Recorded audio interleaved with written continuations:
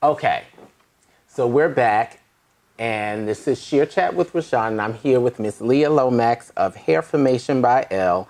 And so before we took our break, we were talking about, I heard that we were having some technical difficulty with the sound, so hopefully that has been resolved. But we want to go back to, we were talking about continuing education. Yes. And so I was mentioning the importance of continuing education and why since 2012 we've been made to do this as hairstylists, and we are now embarking on the renewal period for our 2018 renewal. Yes. So, okay, you said you wanted to add something to that. Yes. So Rashawn had mentioned at the time where DC is a DC barber and in cosmetology board, they implemented that stylists should have at least 6 continuing education units a year, and you were trying to convince those that this is extremely important. You have to do it. If you don't, your license, I assume, may lapse, and then you might have to start the process all over again.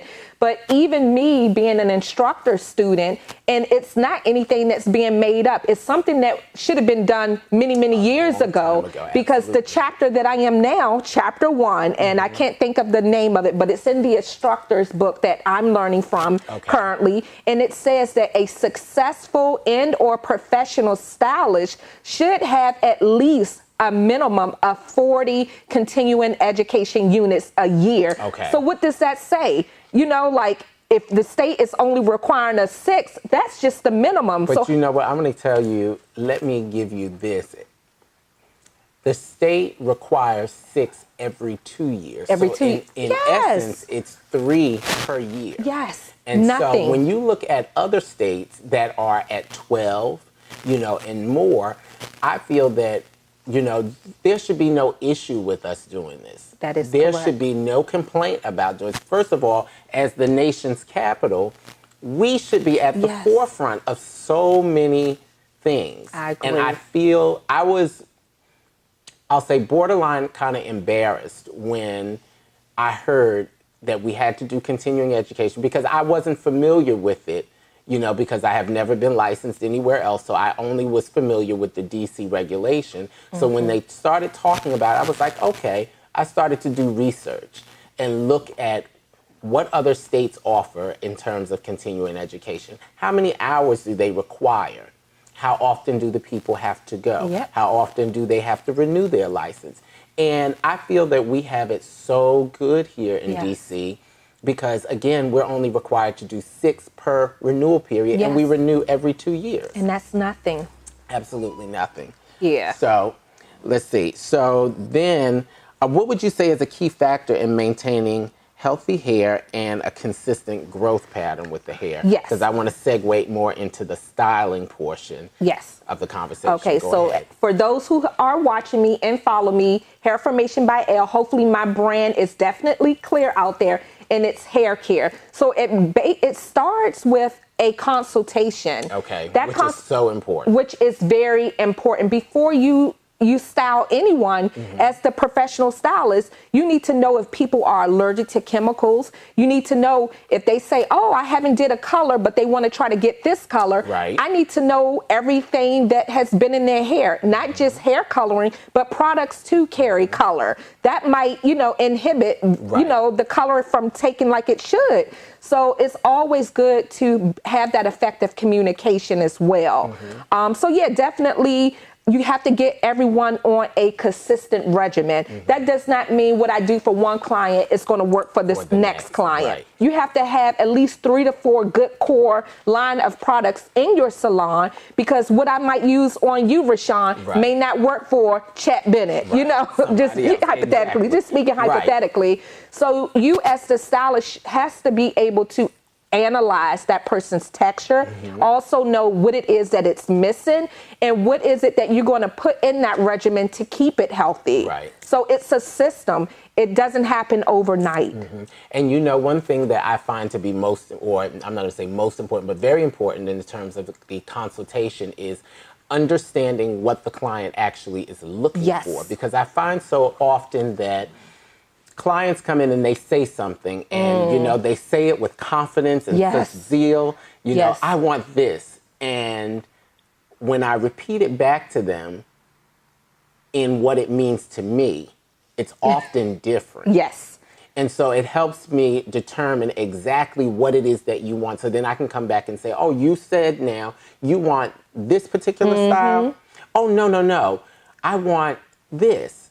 Okay. So sometimes we have to go back and forward. But this is my point of the consultation. So usually what I do is I say, I have them sit in a chair. And look at pictures. And before I even do that, I say, tell me what tell me what you would like. Yes. And so I like to hear it verbally first to see exactly what it is that they want, because I want to go from the verbal communication. Because usually when people come in with pictures, that's altogether different. With a picture, they will find a picture of a celebrity. Yes. And now we know that with that picture of the celebrity, you may not be able to achieve that. Yes. So I want you to tell me what it is that, explain to me, show me with your hair, move your hair for me, and show me exactly what it is that you want. What do you want the hair to do? And then I can get a better understanding just verbally. Then if I'm having trouble, I'll say, usually I'll direct with pictures if you have no idea what you want. So the client that says, well, I want something different, but I'm not sure what I want. So I'll say, well, you know what? Here's some books. Take a moment, just pick out some things. Pick out 3 to 5 things that you really like. Yes. Things that speak to you, that you feel would look really good on you. And then we can go from there. Because then from that point, I often say, okay, what is it that you like about this style? Because sometimes they like an overall style, but they can't pinpoint specifically what it is. Yeah. And so from that, it tells me exactly, if you saw a picture of, say, a celebrity with, or just, a model in a magazine with below the shoulder hair, and it was very feathery and wispy, and I said to you, okay, what is it that you like about the style? Oh, I like that it's short. I like that it's straight. Yes. Okay, so you like that it's straight, but you have a lot of feathering going on. But do you like the hair curled? No, I don't like that portion. See. But what they're fixated on is the long. The long They hair. like the way that it hangs long. So they may want just a smooth, sleek, long style, as opposed to something that I love. Right. The lots of feathers, the movement in the hair. So I think with consultation, it definitely helps us determine exactly what it is that you want, but then also what can we do with your hair, because it's important to know what you have done with your hair prior to, in terms of chemical services, product usage, and then it will let me know what I can do on your hair today. And one other thing that I like to get out, because as we age and mature, cell reproduction slows down. Oftentimes that can affect our hair growth. You also have to do that consultation. And one important factor is asking that client if they're on medications too. Yes. Now, I don't like to be a little bit too personal, but you can tell when people are on certain medications. Not only that, you also have to ask, is this thinning hereditary in your family? I have several clients that have, some things going on, but, I'm a very sensitive, my approach with it makes them feel, okay, well, I'm going to be good at the end of the day. It doesn't matter. Like, I don't focus on the bad things. I focus on pulling the good things out and making it, so we don't have to focus on, thin edges or that sort of thing. But the consultation, that's definitely where you seal the book and the trust with your client. Well, I'll tell you this. I don't mind asking. I ask. I don't mind asking, because I know that I'm asking from a point of being a professional, not so much trying to get in your business. And I need to know. These are things that I need to know, because I need to know if your hair is going to have an adverse reaction to what we are about to do. That's right. So if you choose as a client, clients, if you choose not to tell us exactly what's going on with your hair or exactly what may be transpiring medically, understand also that there may be an adverse reaction to any procedure that may take place. Yes. And so that's why it's just so important. Now, one thing that I do, like I've said before, I ask everything. I need to know. Yes. I will get close to them and I'll say, now, I'm asking because I need to understand so that we don't have any issues, and that usually helps assuage some of the fear that they may be feeling of letting me know, okay, yes, I am dealing with this condition, but also I think as professionals, we have to protect ourselves. So we That is really need right. to know exactly what's going on with our clients. We need to know what's going on with their scalp, what's going on with their hair. So I don't mind asking. Yes. And also, as professional stylists, it is very vital that we are taking, notes as to what type of Absolutely. services that we're doing. Are they getting their Absolutely. treatments? Are they working hand in hand with us and being consistent? Because we could say, oh, you need this and need that. However, you know, there are clients, and I'm sure that every professional stylist deal with this. Oh, well, I can't get the deep conditioner this week. Oh, I got to put my treatment off the next week. But it helps. You It have does. to. We focus on other things, but our hair is the first thing. Right. As we say, our hair is our glory. Right. And we have to take good care of our hair. And it's so important to keep those records, the documents. Yes. My thing is, like I said, we are known as the doctors of hair. When you go to your physician's office, the first thing they do is pull your chart. That's right. So when you come here and you say, oh, I want such and such, I want a new hair color, or I want a relaxer, or something's going on with my hair, the first thing I do is pull your chart. I That's need to right. pull your record so that I can see and refresh myself, because my memory is not the best. But I need to refresh myself on what did I do the last time. Right. When was the last time we did a relaxer? When was the last time we did a color? Because if you tell me, well, we did this color last time and now my hair is starting to fall out, I need to be able to look back and see how long ago was that. Right. What did you do from that time up to now that may have been different from anything else that you've done? Are you experiencing any stress in life, that is causing the Yes. release of your hair? So it's various things, and it gives me a timeline that I know I can work within to kind Those of are all question. factors. Absolutely, to figure out exactly what is going on. So I love a good consultation. Yes. High and I five love to that. documents. That's right. I will pull my books in a minute. Yes, pull it out in a minute. Yes. Okay, so then now let's move on to, let me ask you this before we move on. So speaking of hairstyling, what would you say is your specialty when it comes to hairstyling? Okay, well, I thought it was extensions. Extensions are always going to be under my belt. Okay. However, I am DC's Queen Press. Okay. The queen of silk hair pressing. Ooh, okay. Yes, and I know those are big shoes to fill. Yes. However, I take a meticulous approach without damaging the integrity of one's hair. And Okay. just because that is my specialty, that does not mean that everyone can get a silk press. Absolutely. As a professional stylist, you don't want to do the same thing over and over and over. You have to yes. have balance. You have to alternate between protective styles, heat, Right.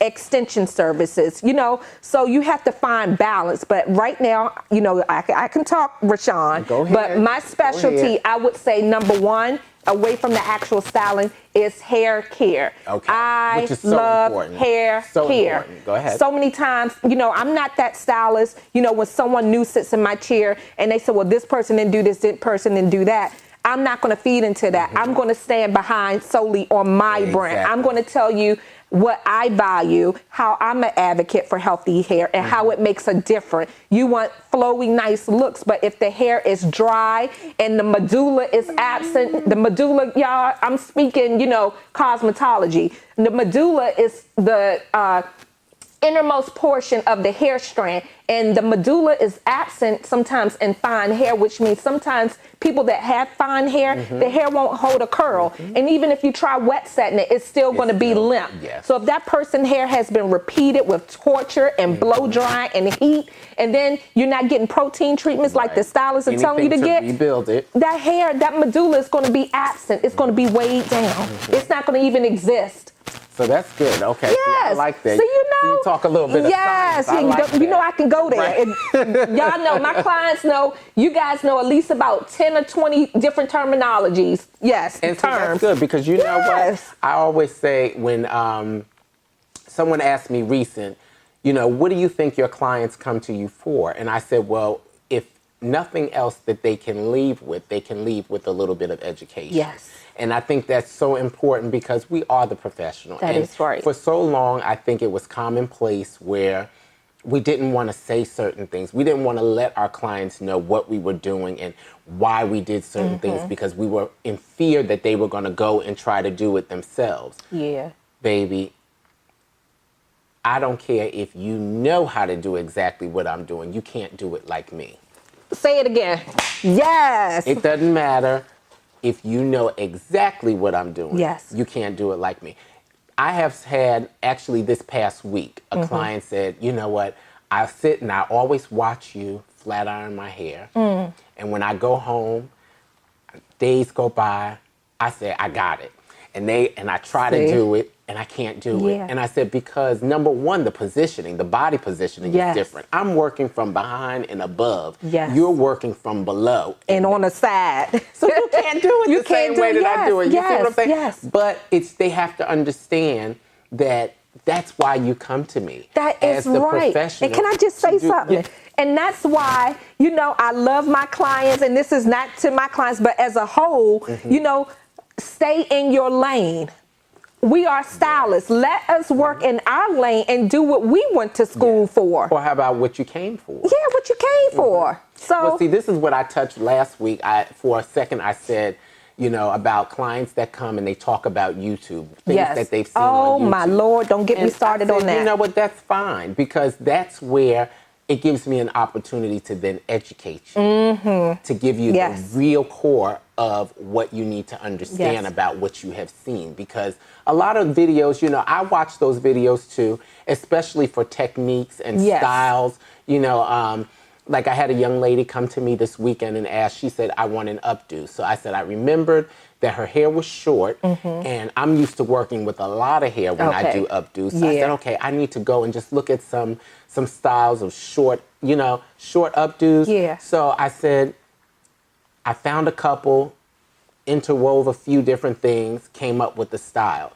It's fine for things like that because I'm not really doing any processing to the hair. Right. But when it comes to relaxing or using certain products, you need to ask. Yes. And so I tell my clients, that's fine that you watch it, but make sure you consult me before you go and do it. That is right. Because I need to let you know, is that going to be for your hair? Because remember, I'm used to doing certain things to your hair. What you've seen may have an adverse reaction to what we've been doing. Exactly. And then the first thing that is a valid point is that your hair came out. Exactly. But we wonder why. And probably about 80% of people that are on YouTube and all these others like Instagram or Facebook that are doing hair, they're not licensed. No, they are not. And it's unfortunate. And one thing that I would like to say to those who are on YouTube and, you know, these sites, if you have that passion, because a lot of times I see them with that passion, you need to take yourself, your non-licensed self, to a beauty school and become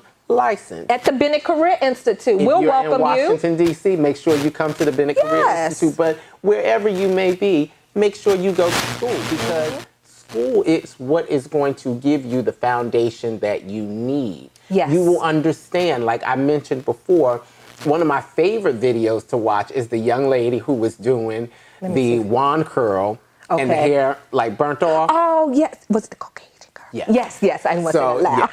So I thought that was such a funny video, but it spoke to the point that she was not aware of what was supposed to be taking place. And I don't know what that heat. I think what it was a product that she used. Oh, goodness. In combination with the level of heat of the food. It just fried it. That thing melted off. You know, it's no medulla there anymore. You say medulla doesn't live here anymore. Look, medulla is not here. Look how Luther say, open that key, that door. And look, the house is not a home. Medulla is not there no more. Medulla does not live here anymore. But that is funny. But you know what? So I think it's so important that, you know, our clients understand that we do have the education to bring us those questions so that we can answer it and let them know exactly what's going on with their hair. And so that we can, the ultimate goal for most people is to have healthy hair and for it to be growing. That is and if they want to do that, you can't have me doing one regimen and you go do something else. Or be in someone else's chair. Okay. Yeah, well, but we'll say that for next topic. That'll be another one. Yes. But then let's move on to deregulation, because this is such a big thing right now. As I talk to people who are out in the industry, they all are talking about how deregulation has become a common topic in their states. And so for those who don't know, well, deregulation, that's kind of clear. But for the beauty industry, what's happening is we are, I'll say, at risk of our boards being shut down. And the way the government looks at it is that the cost that it spends to have a state board run and for them to go out and inspect and process license, they don't see that it is valuable. They feel like it's a waste of money. And I think it comes from a lot of different things. Number one, because most of us as stylists, we don't pay taxes. And when we don't pay taxes, it means we don't report our income. That means the labor boards do not have the correct figures when it comes to what we actually make. So when you look up what a hairstylist makes and it says like $20,000, we know that is not correct. You may make $20,000 in 2 months. Yes. You see what I'm saying? It's possible. So, or 2 or 3 months, what have you. Those numbers that they have are not correct, but it's leading the government to believe that this is not a viable industry. And if it's not a viable industry, why should we pay all this money to maintain a state board of barber and cosmetology? And, it's like they feel like they're wasting their money. So that's where the government is looking at the deregulation. Well, the government is always wasting money. Okay. Well, true. Yes. Very true. But, they don't want to waste money on people. They'll waste money on other things, but they don't want to waste money on people. And so it is very important that, for hairstylists who are in states where deregulation, is a hot topic, that you jump on that bandwagon and you go and you talk to your congressperson or you write them and make sure you sign those petitions, because you may end up being in a state where the regulations are rolled back, and then that also means anybody will be able to do hair. License, no license, anybody, dog, cat, you'll be doing hair. And we definitely don't want that to happen. No, because then we'll definitely have the issue of the young lady or the young gentleman who is good with styling in a salon place, starting to work with chemicals with no actual knowledge of how the chemical process works, and hair will be taken out by leaps and bounds. Yes. So what are your feelings about deregulation? Okay, at the end of the day, deregulation when it comes to the beauty industry, at the end of the day, knowledge is power. Absolutely. I cannot say that enough. Knowledge is power. For example, the young lady that styles hair but doesn't know about the disulfide bonds that rearranges the polypeptide bonds, the hydrogen bonds, the sulfide bonds. You don't have that education to fully understand what is actually happening when you apply that chemical to the hair. Do you know how? Why is it important to do a scalp analysis before putting that sodium hydroxide on that person's hair? Do you know to do a consultation to ask to see if that person is uneducated and can just do hair and they don't have a license? Do they know that they can't put a relaxer on permanent hair color? Those two are not compatible. Absolutely. You run into issues. Or how about, I'm sorry to interrupt, but no, it's okay. Excuse me, the relaxer in the keratin treatment. Yes, and so many people are doing that because they've gotten relaxers and they said, oh, well, the keratin treatment should be better, and they go to the keratin treatment, but the keratin treatment doesn't do exactly what they think, so then they want to go back to the relaxer. You can't do this switch back and forth. Yes, but even on something a little bit more deeper, those things should be implemented. Like, it should never be taken away in states nationwide for people to just be able to do hair without a license. That is so crazy. What about infection control? You have all the different type of bacteria. You have your spirella. You have your cocci. I can go on and on. I love the book. I love it, Rashawn. However, it is very important that as stylists that you're not just gifted in the styling, the masterpiece, the ending result, but you have to have some education. You got to have theory. What good is theory? Those two work hand in hand, theory and practical. Isn't that what we go to our state board for? We got to take that 100-question on screen. That's the theory. Then if we pass the theory, that says that we have some level of understanding of the curriculum that we just went to school. You know, then we are invited in to do the minimum practical. So those two work hand in hand. And for the stylists that are trying to make a way and to set themselves away from the people that are just doing hair without licenses or continue to stay in their homes or to not take those continuing education units, it takes away from the vast majority of those that are trying to excel in the beauty industry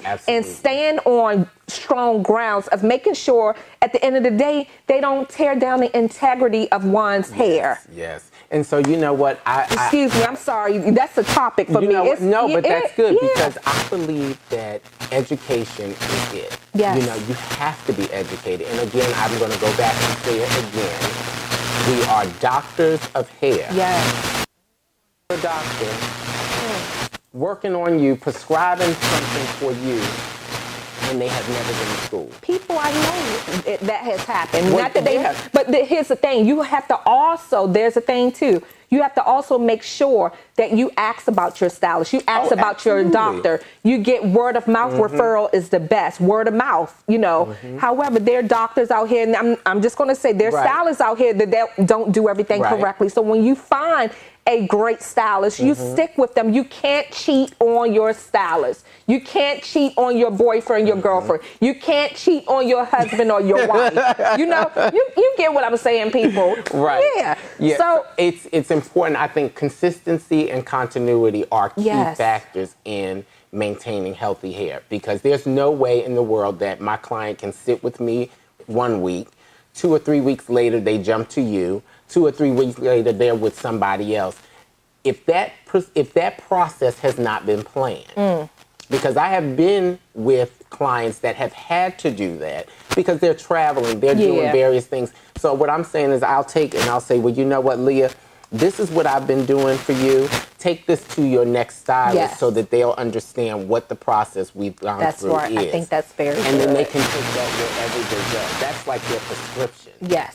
That's right. I love that. That's their prescription. I love that. And so that way the next stylist can say, okay, your stylist gave you that? Oh, okay. And well, that's how it should be. Absolutely. Without us competing against one format to follow. Yes. So now, I just want to say this before we move on. If you want to know more information about deregulation, one of the websites that you can go to is www.probeauty.org. That's PRO beauty.org, and you can see more information on the fight to stop deregulation. And for that, we're going to hold it right there. We'll be back in a few moments with a new topic. Yes.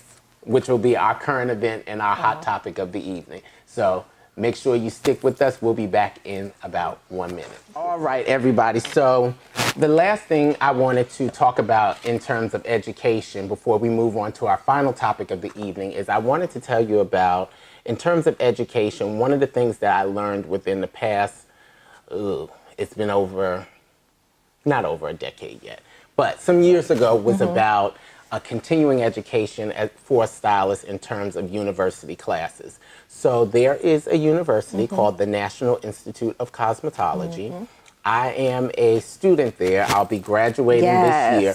But one of the great things about that is the continuing education. We go every year and we learn so much more, you know, about our industry in terms of business, service, practices, products. Wonderful. You know, it's just like being in college all over again. Nice. And so you matriculate through the same way, and it's the National Institute falls underneath the National Beauty Culturist League. Wonderful. So if anyone is interested in having more information about that, I will make sure that I post that in the notes or flash it across the screen. But it's the National Institute of Cosmetology as well as the National Beauty Culturist League.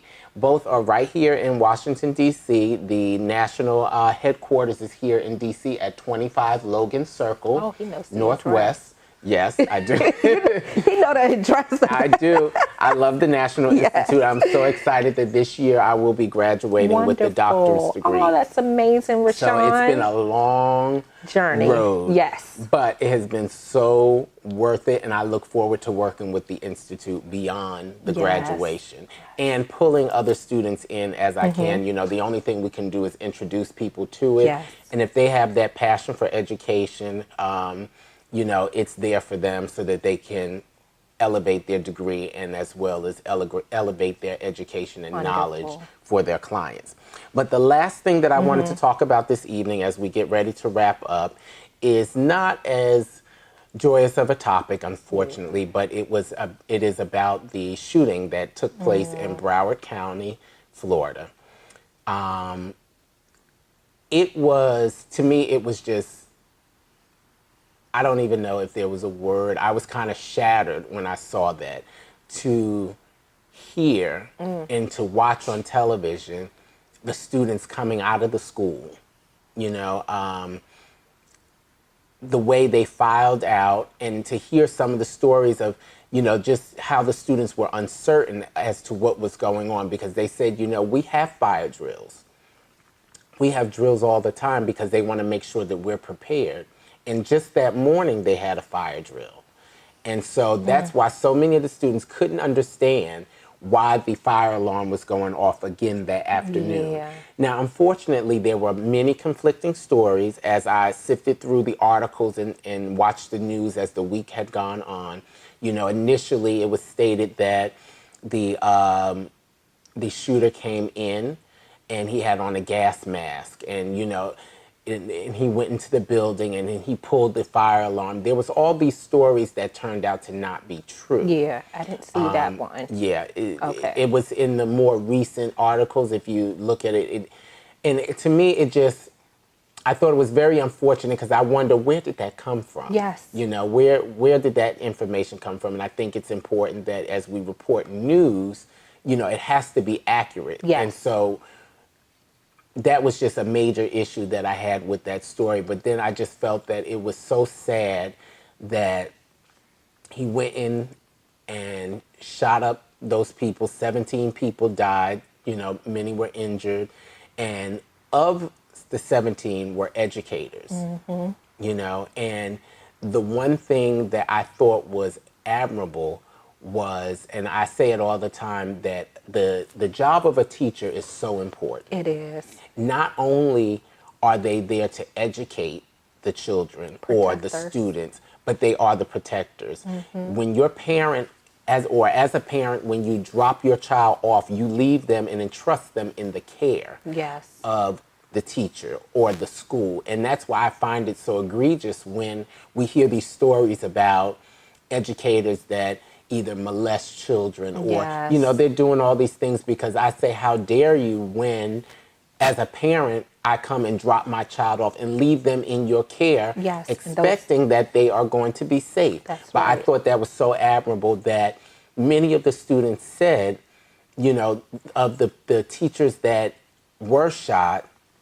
that they died trying to protect the student. Like the one teacher, I can't recall his name at the moment, but they said he was shot at the door. And so I thought, at first I was like, oh my God, he was shot at the door.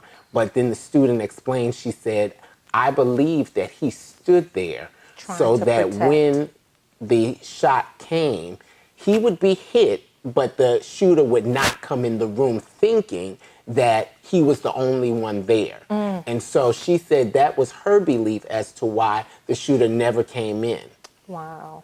You So know, sad. so it was just one of those heart-wrenching things. And like I shared with someone else, I said, oftentimes when I watch things on the news, it's something that tugs at your heart, but there's a certain distance, you know, and because there's a physical distance, like that was all the way in Florida. But I think because I work in an education facility, I think that kind of touched me, because it was like, if that were us, Yes. what would we do? That's right. What plan do we have in place That for is so certain true. things like that? You know, and I think that's something that many the workplace, Needs to be schools reevaluated. have to look at, Yeah. if someone were to come in, what is our plan? You know, is it going to be people just running all over the place screaming, oh my God, he has a gun? Or is there a concrete plan as to what needs to take place? The same way we have with fire drills. You know, we know exactly what needs to take place when when you hear the fire alarm. We get our things. Well, you're not supposed to get your things. I know, right? But I remember when the earthquake happened, I dropped everything and ran out the building. But, see, but that wasn't the right thing to do. I was going to say, even then, that's not the right thing. But I always tell people that work in my office, when we hear the fire alarm, I used to tell the ladies, grab your purse and let's go.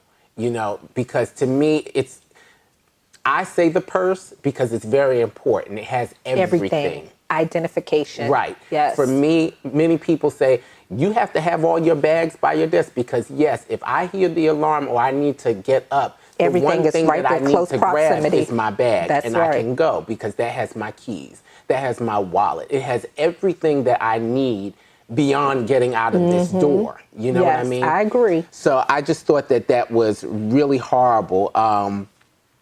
But then, you know, the other thing was that the FBI said that they had received calls. So I took some notes, and I have here that the Broward County Sheriff's Office received more than 20 calls about the shooter, and I'm not going to say his name, you know, because that gives him the acknowledgement that he wants.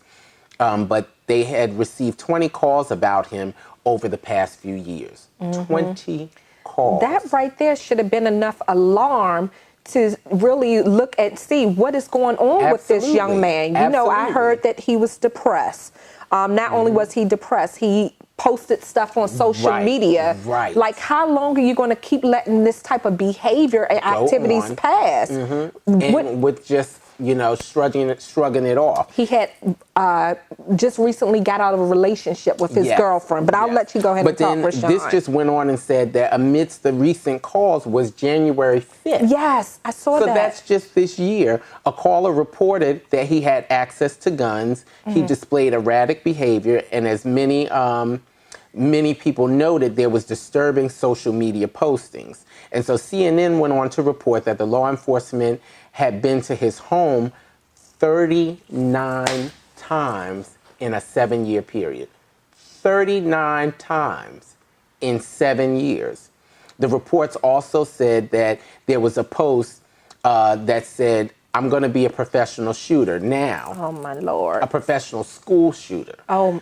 So now the thing was, I was waiting to find out why was there no follow-up. Yes, that's a threat right there. Because it was posted on YouTube, which is also owned by Google. They removed the posting, but the FBI said that they never followed up on it because there was no way that they could substantiate without a fact that it was him who wrote the post. Excuse me. So I said, I can get that, or I'll buy that, because you really can't. The only thing that you can do is track the IP address and say, oh, okay, yes, this is Leah's computer. Right. But that doesn't mean that Leah actually wrote this. Yeah. Because I could have had access to the computer. So I could understand, but to me, it was worth following up on, in some measure. With everything that has taken place over the past years. Decades, yeah. And so they were talking about all of these school incidents, and the one common thing, do you know what the one common thing was? What was it? The one common thing amongst all of the shootings recently was the type of weapon that was used, which was the AR-15. Oh, Lord. Okay? And so the AR-15, from things that I've been watching and reading, they were saying it's so popular because it's a very lightweight, semi-automatic weapon. Okay? And to me, we should not have access to those type of things. There is no way in the world that I should have access to a weapon like that, because it's not, I wouldn't use it for hunting. You know, you don't use that for anything else other than killing people. That is a military weapon. And here we go again with politics and Congressman, the gun control. They have to do something about Absolutely. it. What are they going to do? Do they really not care about the people? This is going to continue to happen. Well, I think they do care. Now, the unfortunate thing is, I think many are afraid to take the necessary steps because it works. It steps on toes of those who support them. Yeah. And so they're going to have to make that decision because, like, I watched a young mother who said she addressed Donald Trump, because he's not my president. Not mine either. She addressed him, and she said, just like you have earned the right to protect your child, we also have that right. I think they have to put themselves in the shoes of these people. Yes. Think about your child. If that were your child, what would you want? What would you want to happen? Yeah. And that's how you make those, or you take the necessary steps. You have to put yourself in the shoes. It's easy just to step back and say, oh, wow, that happened to her. Oh, wow, that happened to him. But if it happened to you, what would you want someone to do? Yeah. If it were your child or it happened in their school, what would you want to take place? That's how they have to look at it in order to make the necessary steps. And my thing is this. No one wants to, get a phone call saying that a shooting has occurred in their school. Absolutely. No one wants to turn on the news and see this large fatality has occurred. But what about, this guy went in there? So that means there's no metal detector. Something as simple as having a metal detector. I'm sure that each school district has enough money to just, get 1 or 2 metal detectors at the school. And the unfortunate thing was, he was not even a student there anymore. So he used to go there. Yeah. He was 19. He was not a student there. So the fact that he was able to get into the school, that means there are access points that are not monitored. They're not monitored. And then he got into the school, he committed the massacre, but then also was able to walk out of the school with the rest of the students. Yeah. And he was apprehended like an hour or so later. But my thing was, that whole process, you got in. And then he blended in right with the people as they were leaving. Going out. Yeah.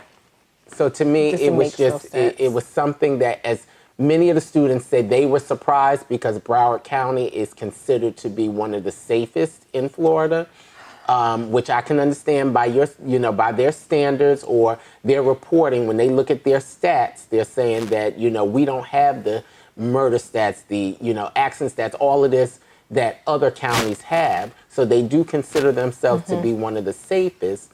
But these are things that should open their eyes and say, as safe as you think you are, there are things that need to take place. Yes, metal detectors. Something that's simple. I mean, we have plenty of them here. I live by a high school, and as I drive by it, I look through their doors because they have glass doors, and I see the students walking through the metal detectors. They're putting their things. That's good. It's very good. Yeah. Because they need to know, again, when you drop your child off at school, you need to understand, or you need to know that your child is going to be safe. That is your concern. They're going to get an education, but also that they are safe. That's right. When we go into different government agencies, what do we have to do? The same thing. Yes. The same thing. The same thing.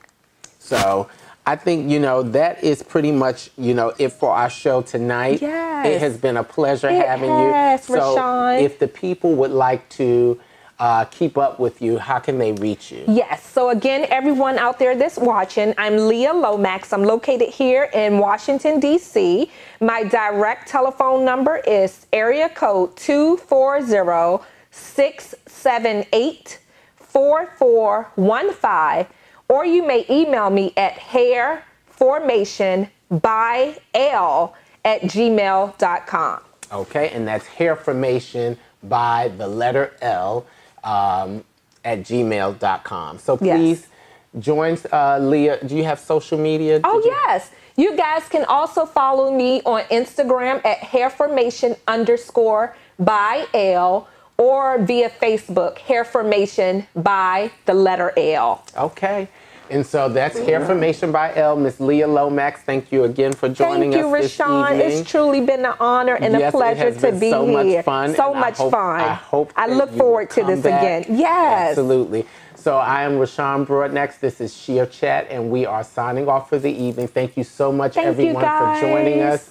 Thank you for, I see the hearts now. I'll say we yes. love you. Before we leave, if you enjoyed the broadcast, please let us see hearts on the screen. That we can Yes. see. We can't see the words, but we can see the hearts. Yes. So if you've enjoyed us, let us see the hearts and let us know. And repost right. the video too. Yes, absolutely. Share the video. Like the page, Shear Chat by Rashawn on Facebook. I'm also on Instagram. The Twitter will be coming soon. You know, all that. This is new, but we are having so much fun, and we're looking forward to improving the experience and having you join us. If you're interested in being a guest, please let me know. Send me a message via Facebook. If there's something you would like for us to talk about, please let me know. It has been my extreme pleasure to be your host this evening, and I will see you again on next Monday at 8 p.m. right here at the Shear Chat Studios. Have a great evening.